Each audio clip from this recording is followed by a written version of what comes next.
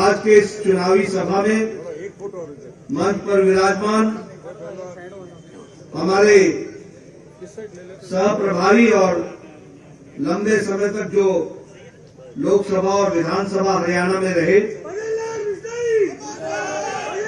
भजनलाल जी के सुपुत्र सम्मानीय कुलदीप बिश्नोई जी, हमारे बहुत ही लोकप्रिय सांसद और संसद में मेरे वरिष्ठ साथी सम्मानीय पीपी चौधरी जी, आप सबके लोकप्रिय प्रत्याशी भाई अर्जुन लाल गर्ग जी,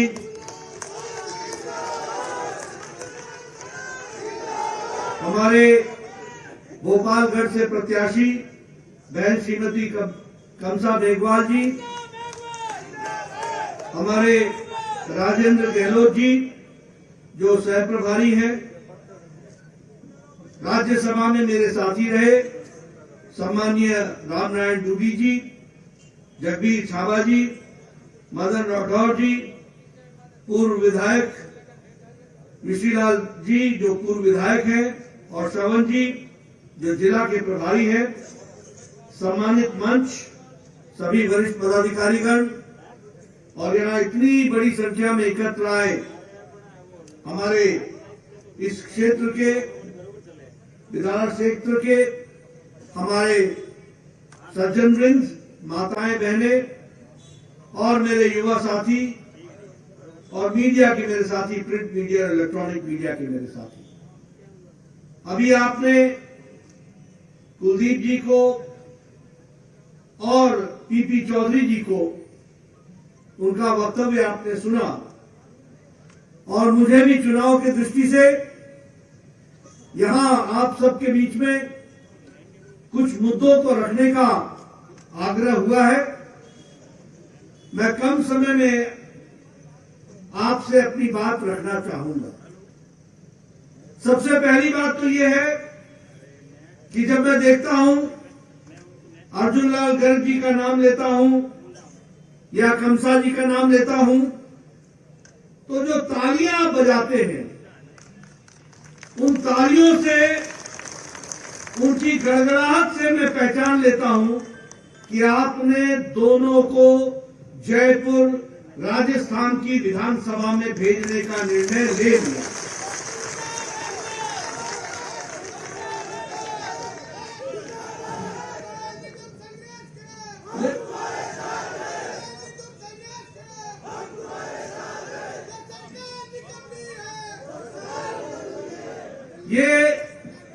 ये निर्णय आपने ले लिया है, ये निर्णय आपने ले लिया है, लेकिन हमारे अर्जुन लाल जी को और कमसा बहन को सिर्फ विधानसभा में भेजना ही हमारा उद्देश्य नहीं है।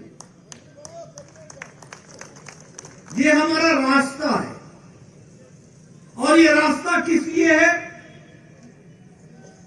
ये रास्ता है राजस्थान के स्वाभिमान को बचाने का रास्ता है। ये रास्ता है अपने इस क्षेत्र की तकदीर और तस्वीर को बदलने का रास्ता। ये रास्ता है आपके हक हकूक को उसकी रक्षा करने का रास्ता है। ये रास्ता है इस इलाके के विकास को और आगे बढ़ाने का, ये इसका रास्ता है। मुझे दुख के साथ कहना पड़ता है जब मैं यहां आया, राजस्थान भिन्न भिन्न पगड़ियों के साथ शांत प्रिय लोग, संस्कारों से युक्त लोग, देव तुल्य लोग, शांत प्रिय ढंग से जिन्होंने राजस्थान की आन बान शान लंबे समय तक संभाल के रखी है।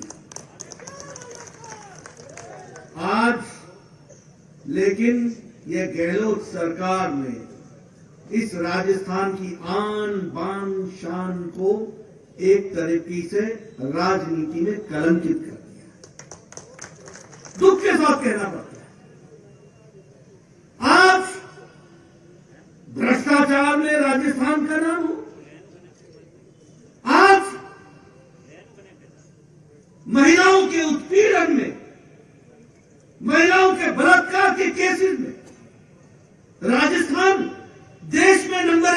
किया हो। आज किसानों के तिरस्कार में, उनके साथ अन्याय होने में राजस्थान रिकॉर्ड तोड़ रहा। आज गरीब और पिछड़ों पर अत्याचार में राजस्थान में नंबर 1 पर इसकी नाम हो जाए, और भाई को भाई से लड़ाना, धार्मिक तुष्टीकरण करना, स्वतंत्र से जुदा होना, इस तरीके की आवाजें शांत प्रिय राजस्थान में 5 साल में जो लगी है, उसने ग्रहण लगा दिया है राजस्थान को, ग्रहण। और ये ग्रहण हटने का दिन है 25 तारीख। ये ग्रहण हटने का दिन है 3 तारीख को नतीजा।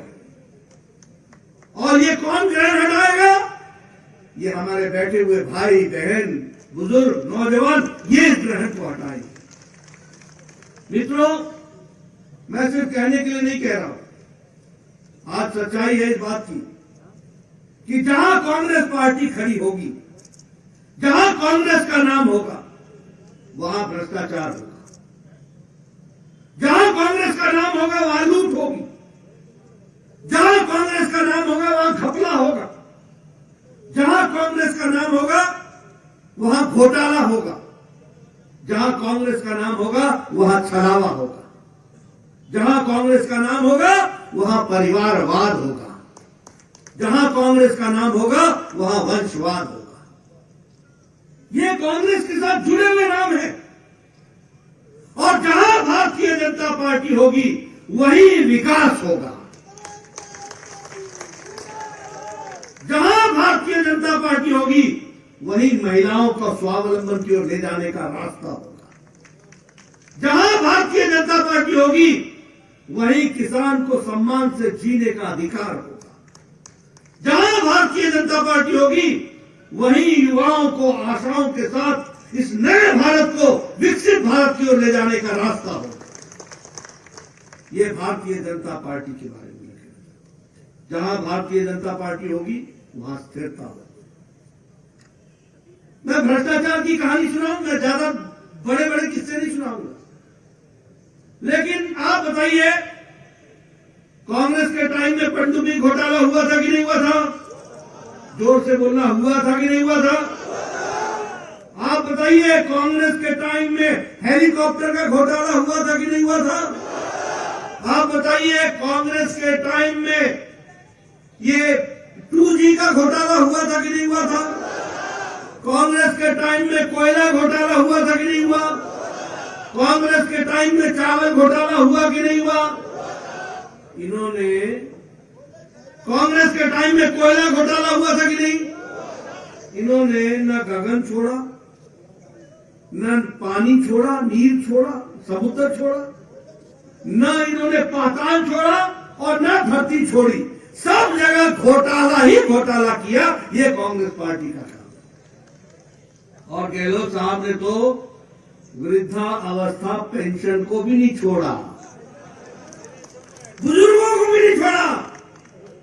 अभी कुछ दिन पहले श्राद्ध हुए, हम लोग बुजुर्गों को याद करते हैं, उनको नमन करते हैं, जो गए हुए आत्माएं उनको याद करते हैं। ये जीते जी बुजुर्गों को इन्होंने उनके साथ घोटाला कर दिया। और मालूम है कितने का किया? 450 करोड़ रुपए का, छोटा मोटा नहीं। आप बताइए, इनके भाई ने, गहलोत साहब के भाई ने सब्सिडी का फर्टिलाइजर, सब्सिडी का उर्वरक इसको विदेश भेजा कि नहीं भेजा? भेजा कि नहीं भेजा? घोटाला किया कि नहीं किया? एक्सपोर्ट किया कि नहीं किया? अशोक गहलोत के रिश्तेदारों को 11,000 करोड़ रुपए का कॉन्ट्रैक्ट मिला कि नहीं मिला? मिला कि नहीं मिला? तो क्या मतलब निकला कि खुद खाओ मेवा और दूसरों से कराओ सेवा। खुद मेवा खाओ अपने परिवार को। और महिलाओं की अगर मैं बात करूं तो नेशनल क्राइम रिकॉर्ड ब्यूरो बोलता है कि रेप में राजस्थान नंबर 1 पर आकर खड़ा हो गया। आप बताइए, ऐसी स्थिति रहनी नहीं है क्या? ये कलंक हटाना है कि नहीं हटाना है? और ये जानते हैं क्यों होता है? इसलिए कि भ्रष्टाचार होता है।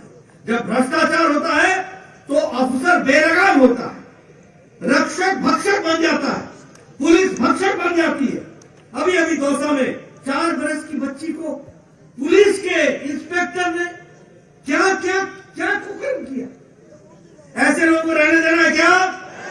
ऐसे लोगों की सरकार रहने देनी है क्या? पिछले 3 महीनों में 118 रेप केस हुए और प्रतापगढ़ की घटना हम भूल गए क्या?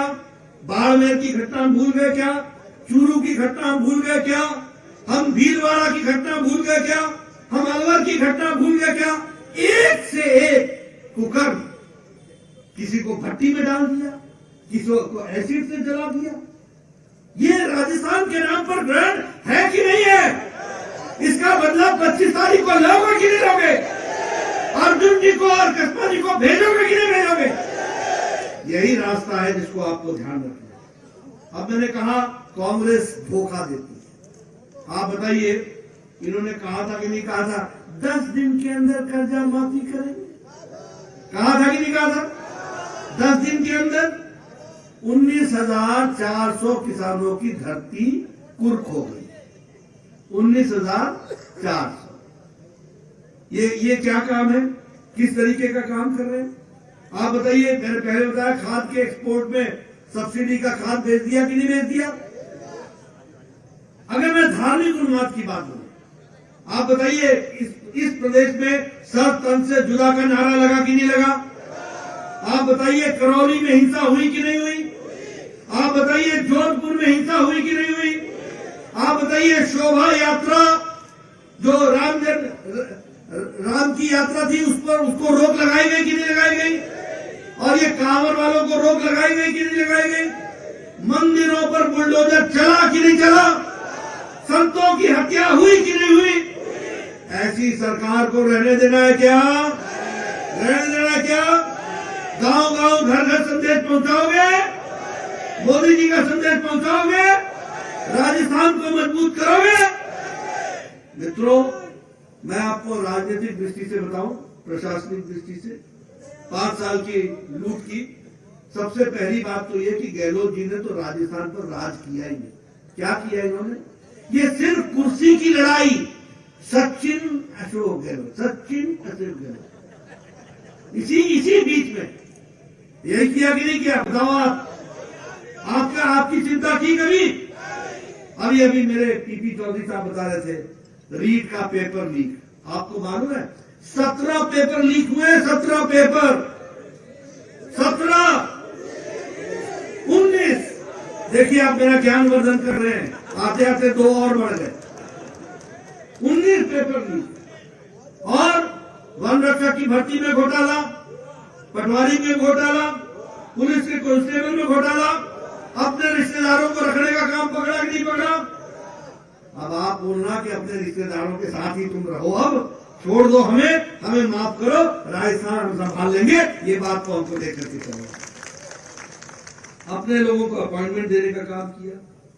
उसी तरीके से देखिए योजना भवन जो सरकार का सेक्रेटेरिएट नहीं है, योजना भवन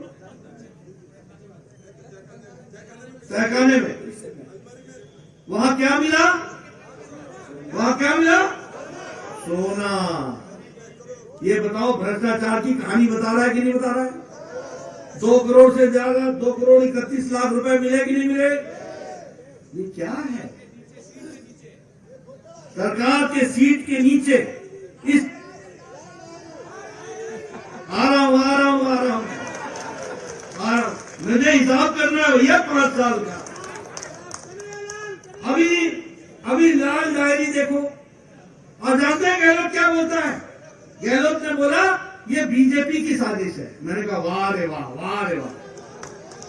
पहले बीएसपी से कांग्रेस पे तुम लाओ, मंत्री तुम बनाओ, तुम्हारा मंत्री हमारी विधानसभा में तुम्हारे मंत्री की हैसियत से खड़ा होकर के लाल डायरी दिखा के बोलता है ये भ्रष्टाचार की डायरी है, ये भ्रष्टाचार की डायरी।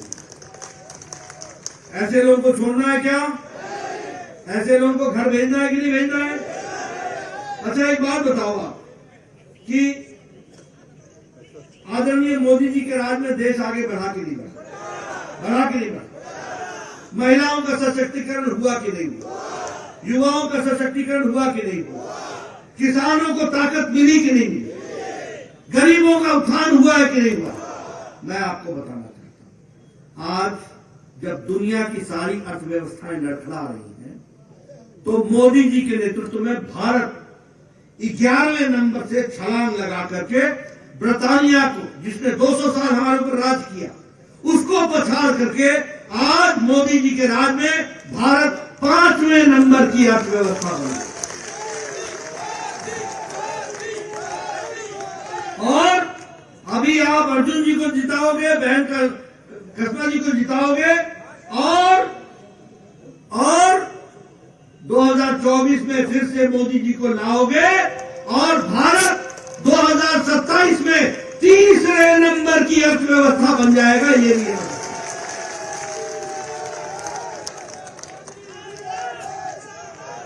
इसीलिए